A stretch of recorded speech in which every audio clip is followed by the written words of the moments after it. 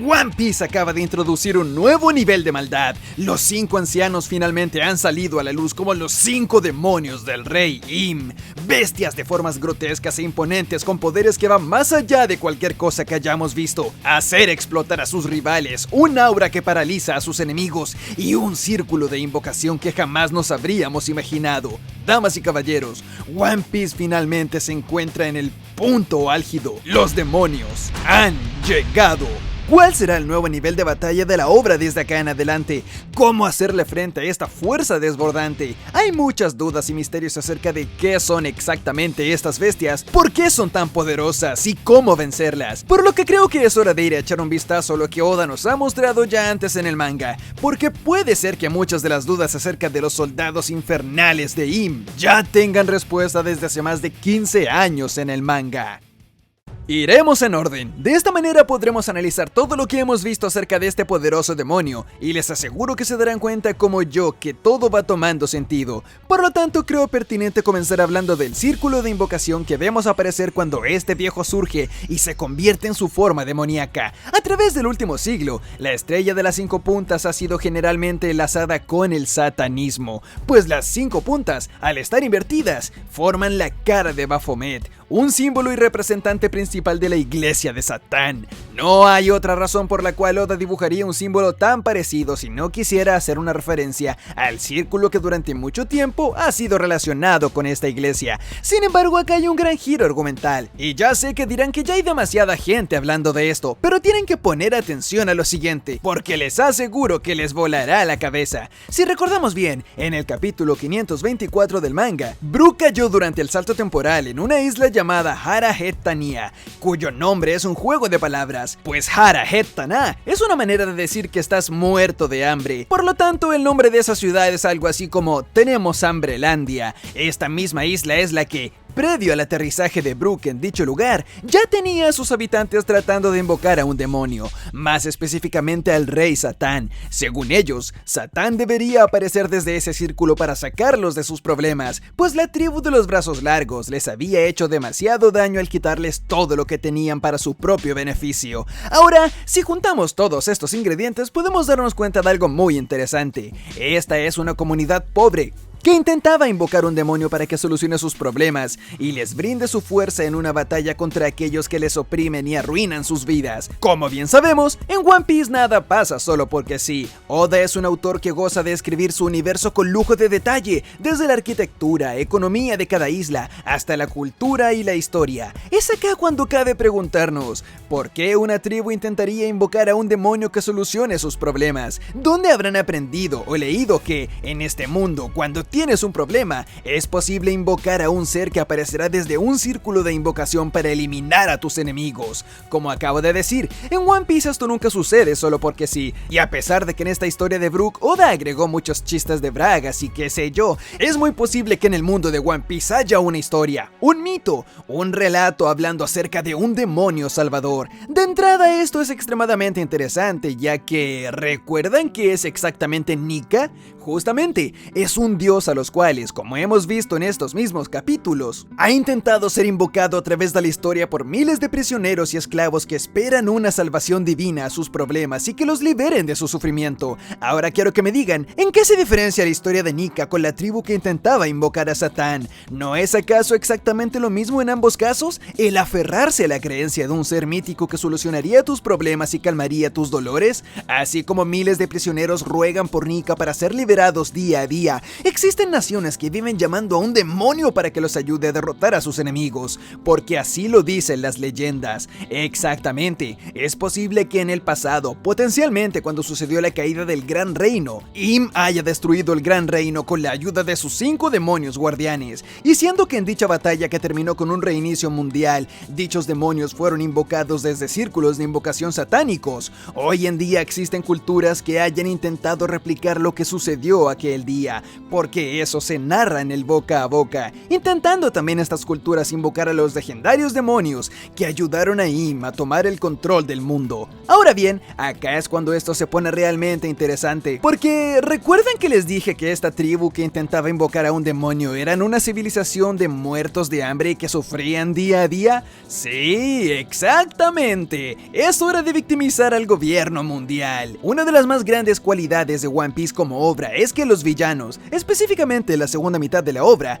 tienen grandes razones para ser como son, es decir, malvados. Oda, Eiichiro Oda, por nada del mundo escribiría la gran historia del reino antiguo, ni nos narraría la manera en que Im destruyó un reino de tamaño inimaginable, si no nos dice lo más importante de dicha historia: ¿por qué lo hizo? Mucho se habla de Im siendo el malo de la historia, pero como One Piece es una obra acerca de mostrar todos los lados ocultos de la moneda, está prácticamente 100% confirmado que Im, durante el periodo del siglo vacío, era una de las víctimas de la sociedad. No hay razón para efectuar un ataque tan grande sobre todo el mundo si en ese momento no tienes una razón para hacerlo, y de la misma manera, no hay forma de tener tanta hambre de poder, ni de crear un mundo en el cual quieres asegurarte de ser el rey indiscutible si no tienes un trauma en el cual antes fuiste una víctima que murió de hambre, que fue abusada, que vivió lo peor de la sociedad y que soñó con estar en la cima del mundo algún día. Como bien hemos hablado antes en el canal, el arco de Dressrosa y la historia de Doflamingo son directamente una referencia al universo completo de One Piece. Doflamingo, al igual que Im, es alguien que juega a ser Dios, silenciando a todos aquellos que se opongan a él.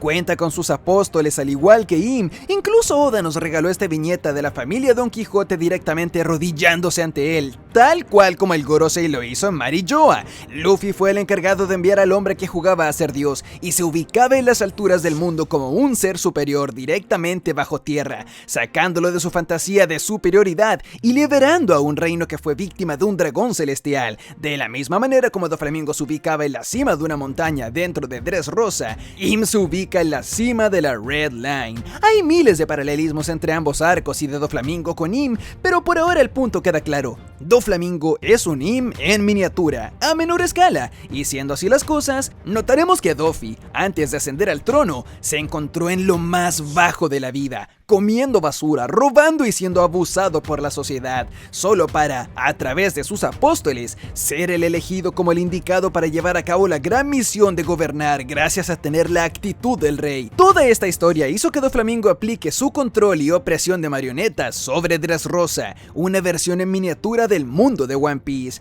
Pero ¿qué pasa si, al igual que en todos estos paralelismos, movemos la historia de Doffy a escala global y la traducimos a Im? Exactamente, Im, en algún momento de la historia junto con la familia Nerona, tuvieron que haber sido las más grandes víctimas de la sociedad del mundo de One Piece, hasta el punto de desear con todo su corazón el algún día ubicarse en la cima, para así controlarlos a todos justo como lo hace hoy en día. Además de esto, Doflamingo estaba realmente obsesionado con la Ope Ope Nomi y su operación de la vida eterna, por lo que esta debe ser otra referencia a la historia de Im, quien a diferencia de Doffy, sí pudo obtenerla, y no solo eso, sino que además usarla con su equipo de demonios, garantizándose una vida eterna a él mismo, así como también a su ejército de monstruos protectores. No tengo claro cuál será el giro de tuerca, el factor inesperado o la gran diferencia que nos sorprenderá cuando Oda deje de referenciar a Dressrosa y la historia de Im comience a desprenderse de ella. Pero esto podría pasar en cualquier momento de la historia.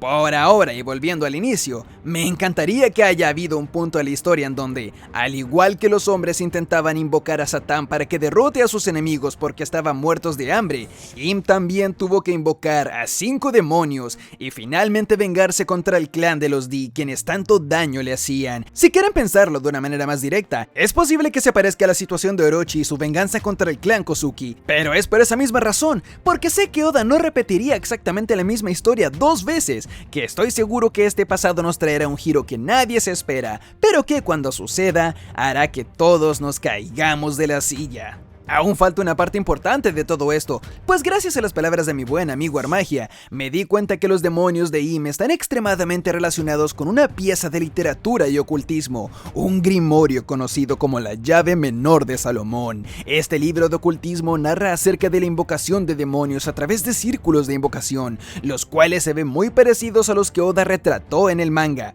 Eso no es todo, sino que la primera parte de este grimorio comienza con una narración que nos explica acerca de cómo Salomón, un antiguo gobernante del siglo X, invocó a sus demonios, sellándolos de manera que solo puedan ser invocados a través de símbolos mágicos, los mismos que dibujó Oda en el manga. Estos demonios, bajo la orden de Salomón, se dedicarían a trabajar para él, justo como el Gorosei se dedica a trabajar para Im. El libro le asigna a cada uno de los demonios un título de nobleza, así como los Gorosei son dragones celestiales, y de la misma manera, Salomón les asignó una jerarquía política a cada uno de los demonios, tal cual como los 5 ancianos son ministros y se encargan cada uno de un puesto en el gobierno mundial. ¿Se habrá Oda inspirado en este grimorio sobre conjuros para crear el concepto de los demonios de Im que le obedecen, a los que les asigna un puesto y además son traídos a este mundo mediante un círculo de invocación? Eso es algo que solo se podría encontrar en un SBS, si alguna vez alguien se lo pregunta,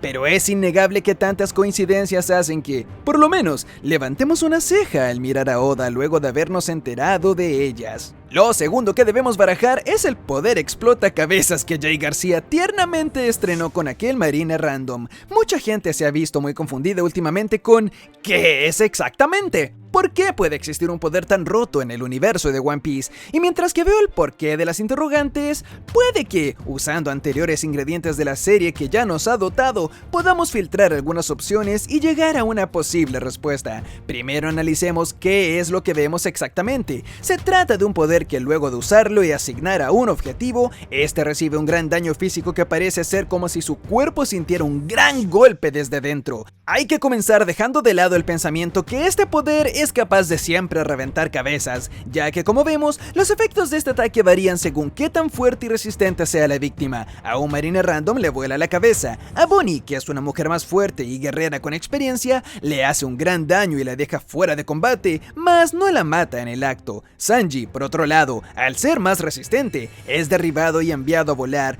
pero para nada se le explota la cabeza ni queda fuera de combate como sucedió con Bonnie. Entonces, si se trata de un ataque que es resistido de manera diferente por parte de distintas víctimas, ¿de qué se trata? Bueno, mucha gente piensa que esto puede ser solo haki.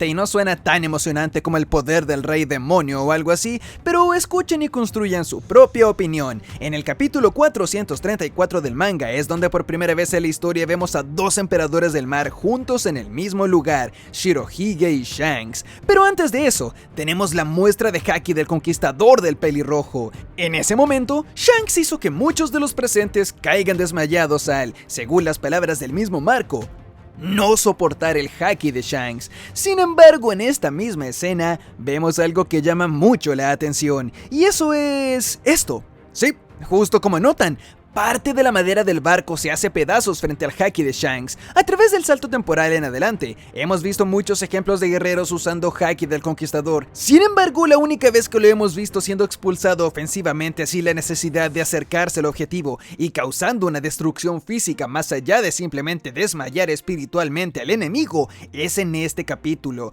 Claro, una que otra roca ha salido volando en algunas explosiones de haki, pero destruir un objeto es algo que no había pasado. Shanks fue capaz de dañar y destruir su entorno con haki, y justo como hizo la madera explotar con una descarga de gran nivel, puede ser que de eso se trate lo que el viejo usa, y sea una manera que Oda tiene de presentarnos el siguiente y último poder que Luffy debe desbloquear. Tengo una teoría sobre esto que voy a hablar más adelante, pero por ahora dejémoslo hasta acá. Otra opción que la gente ha barajado es que sea simplemente un efecto de su Akuma no Mi. Como vemos, Jay García lleva detrás de él el vapor negro que indica que una fruta Zou ha nacido despertada. ¿Pero es realmente una fruta? Como bien dijo Vegapunk en el capítulo 1069 del manga, él menciona acerca de una enciclopedia ancestral de las frutas del diablo. Con su habilidad, Vegapunk es capaz de recordar y almacenar absolutamente todo lo que lee y aprende. Por lo tanto, no hay espacio para errores en cuanto a lo que hay o no hay en dicha enciclopedia. Es por eso que si al ver la fruta de Jay García no la reconoce de inmediato como una de las frutas de la enciclopedia que ha estudiado y aprendido,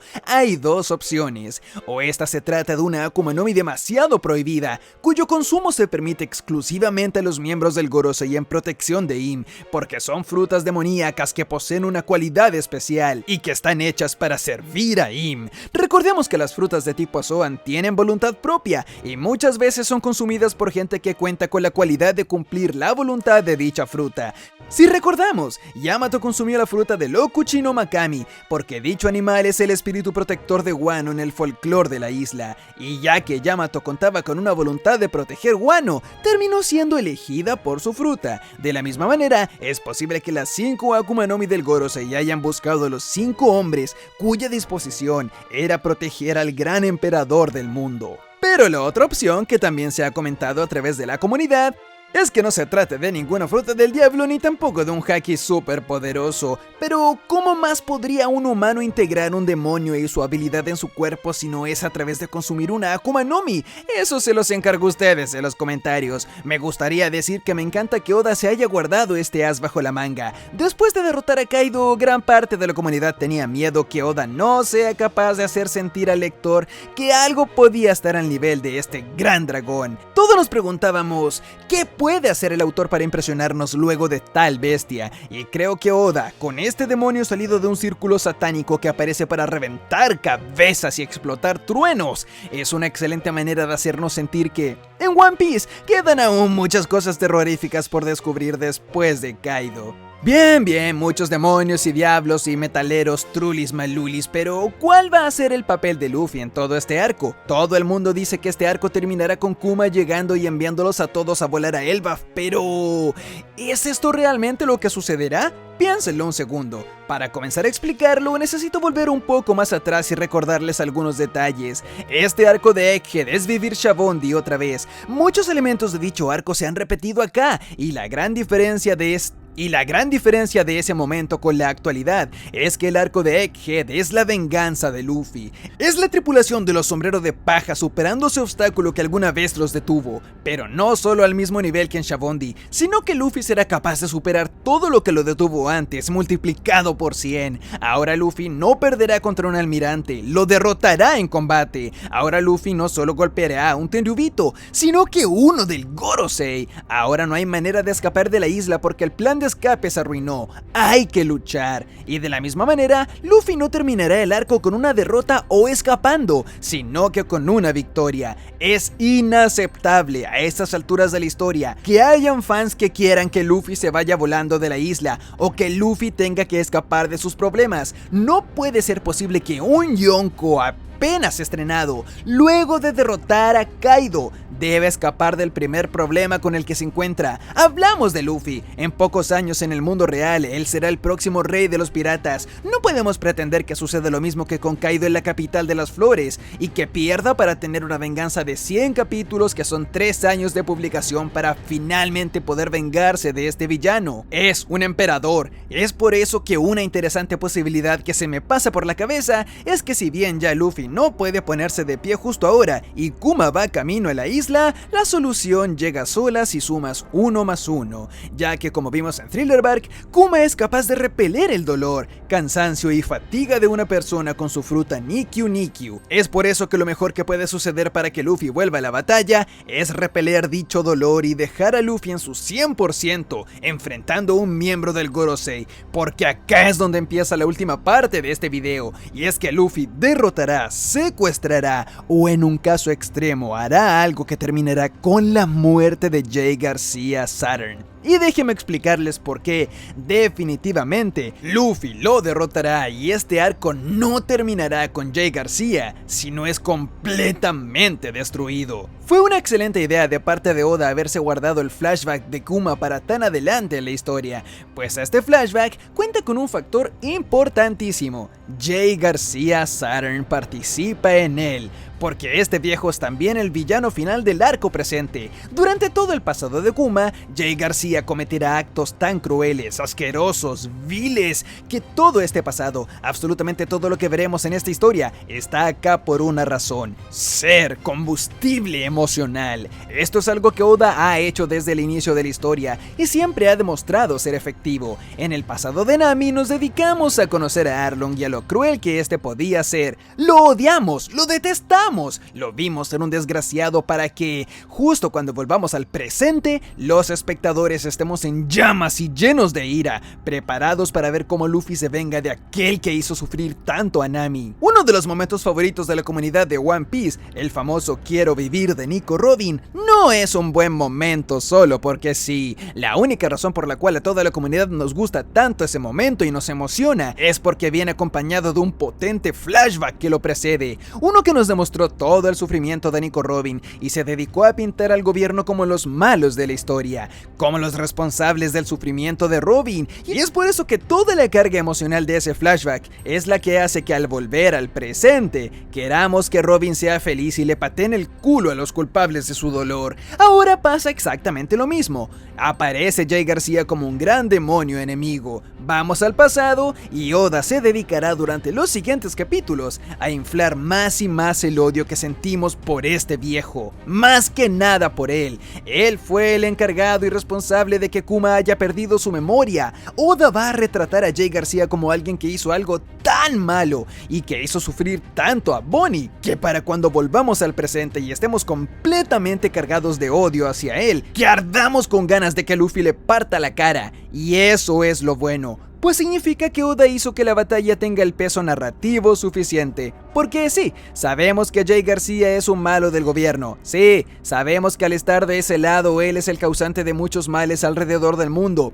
Pero si a todo eso que hemos visto en la serie hasta ahora, le sumamos una razón que nos compromete emocionalmente con un personaje que al espectador le importa, como el gran y amable Kuma, finalmente Oda habrá puesto todos los ingredientes en la mesa para una batalla final. Y quiero que pongan mucha atención a esto. Es absolutamente imposible que Oda nos narre un pasado tan triste y trágico como este, en donde Jay García se comporta como el más grande maldito, descorazonado y cruel en la historia de One Piece y le haga daño al tierno Kuma, solo para que al volver al presente no le pase nada y se escape vivito y coleando. No, Oda está cocinando específicamente para que su derrota sea un hecho y pague por sus pecados del pasado. Y esta no será solo una derrota para el gobierno, pequeñines, sino que será tan satisfactorio que dejará el golpe al Tenryubito de Shabondi como un juego de niños. Hay una razón por la cual Oda, luego de más de 25 años de la obra, finalmente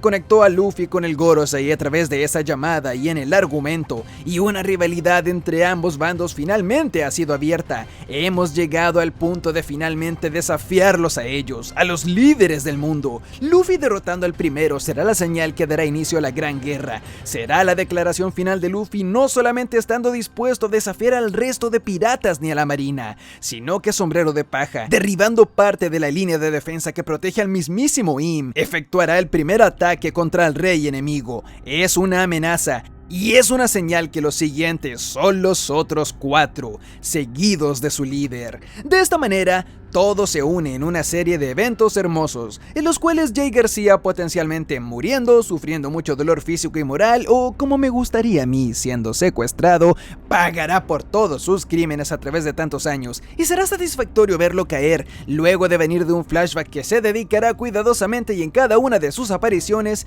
de retratarlo como un demonio cruel que nos ha causado mucho daño al querido Kuma. Además de eso, Kuma, al ayudar a Luffy a recuperarse de su dolor en la batalla, cumplirá la promesa que le hizo a Bonnie y que su padre no pudo hacer realidad, pues si bien Kuma tiene claro que él no es Nika ni el dios de la liberación que tanto admira, sí habrá ayudado a dicho dios a liberar a su hija, quien justamente en la última entrega se preguntaba si Nika podía liberarla a ella también, mientras se encontraba literalmente atrapada en las garras de la oscuridad y opresión del gobierno, potencialmente con Kuma muriendo al final final de este arco, pero habiendo cumplido una promesa a su hija, a su padre y a todos los esclavos a través de los tiempos que han esperado que Nika, el dios del sol y la liberación, los libre de las cadenas que los atan a un mundo tan oscuro. Y el encargado de cumplir esa promesa será nuestro querido Monkey D. Luffy.